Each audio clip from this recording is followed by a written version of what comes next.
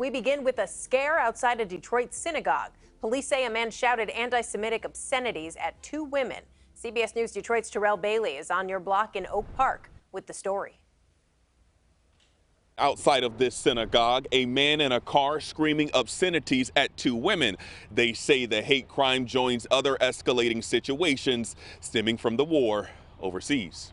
Somebody drove up behind me and shouted at me and said, having a nice day, baby killer? And it caught me off guard. Last Thursday, Alicia Nelson was in for a shock. Police say as she walked into this synagogue, an SUV pulled up and hurled off a few words. She went inside while the car pulled off.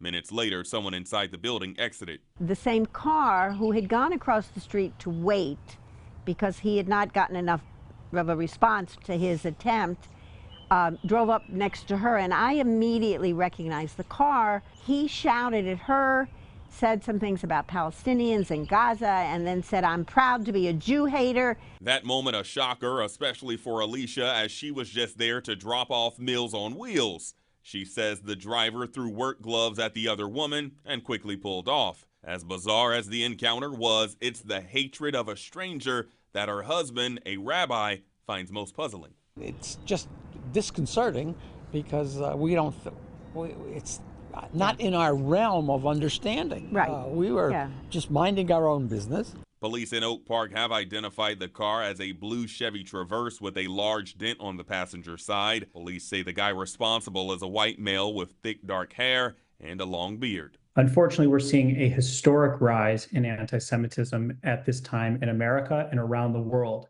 It's something that deeply concerns the Jewish community. David Kurzman is with the Jewish Federation of Detroit. For him, he says the place of worship is a place of peace. He says every day their organization is working with law enforcement so they are sensitive to their needs in the area. What is particularly troubling about a hate crime is the way that an entire community can feel targeted. And it's up to law enforcement to be able to come to our defense. Now, according to police, the license plates on the SUV are unreadable in the surveillance footage that they've been able to capture. They say if you are able to recognize that SUV, go ahead and give them a call.